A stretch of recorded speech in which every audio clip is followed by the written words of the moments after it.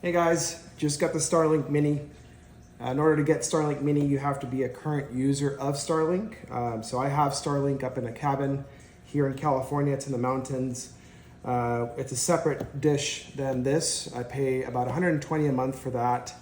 Starlink sent out an email to all its users asking them to see if they want to use Starlink Mini as an early adopter. For an additional $30 a month, you're able to get this service and use it in a mobile capacity. So basically I'll have two different internets for the price of $150, so $120 plus $30. I can use the internet that I currently have in the cabin, and then if I go on trips, which I like overlanding, I can bring the Starlink Mini with me and be able to enjoy internet at a high speed. So we're gonna open it up, see what comes in it, and let's check it out.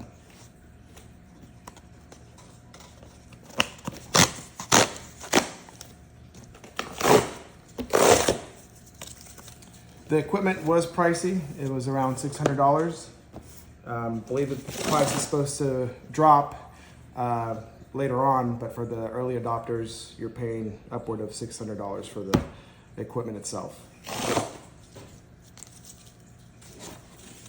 All right, so as you can see, you have some information here about how to install and get the Starlink Mini up and running. It talks about the process of installation, and then you have the software process with a QR code. It prompts you to download the Starlink app in order to use it. I already have the Starlink app because I have Starlink, like I said, up in the cabin. So we'll see how all that works, and we'll go from there. So it does come for a mount in case you want to use it with a pole. The power adapter. And here you have the dish.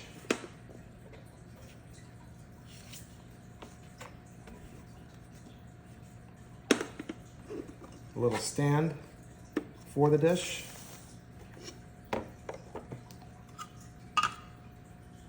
And you have a pretty long power cord. So unlike regular Starlink that has its own router, this Starlink satellite has everything combined in one. So all you need is this that you see here, and you can be up and running. You do need a power source, so it depends on where you're at. You can use your vehicle, or I do have a power adapter that we'll be using for the test today to see how much speed we can get. I am currently in a city, so not sure what speeds we're gonna get. I know up in the cabin, we do get pretty fast internet, up to 200 megabytes, but we'll see what we get with this.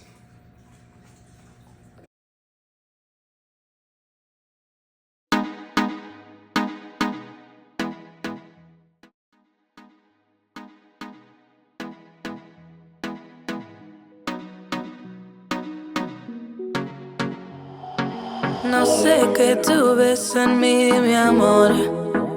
Ya no dejes de mirarme, que ya me gusta quién soy. Contigo me siento en control. Eres el balance en este mundo poco humor. Se volvió ese chico que habló en mis canciones.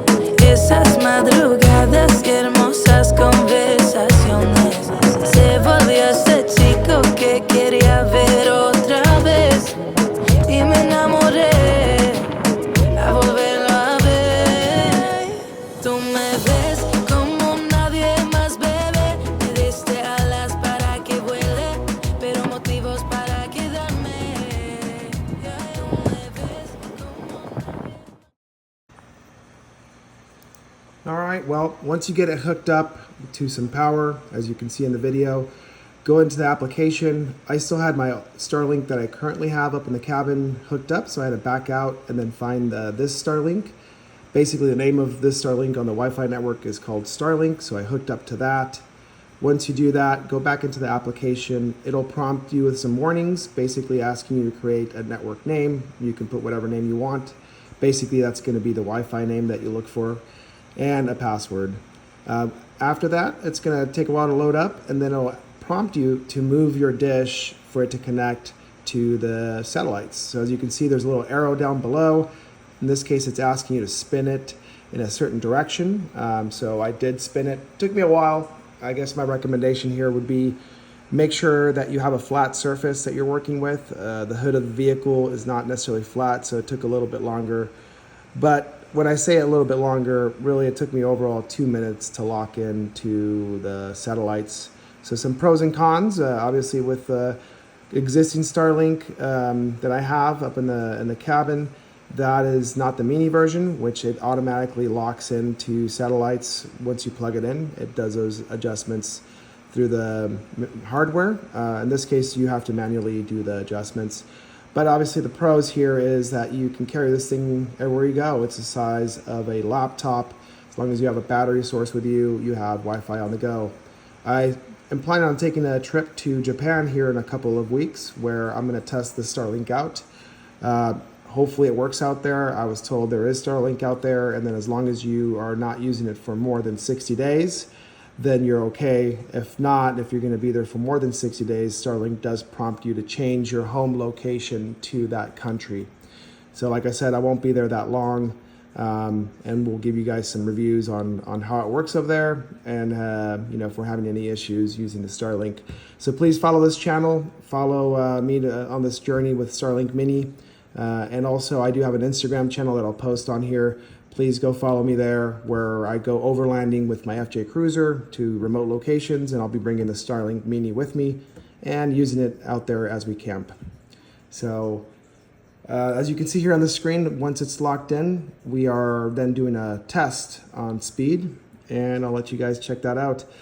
We were in the city, like I said. Sometimes I heard that if you're in the city, if there's other dishes nearby, you're competing for bandwidth, so that can slow things down. As if you're in the middle of nowhere, you might be able to get higher speeds. I don't know if that's true or not. I know at least in the cabin I'm getting closer to 200, and as you can see here, we got 53, which is still pretty fast. Thanks for watching, everybody. Please subscribe to the channel. We'll see you guys in the next video.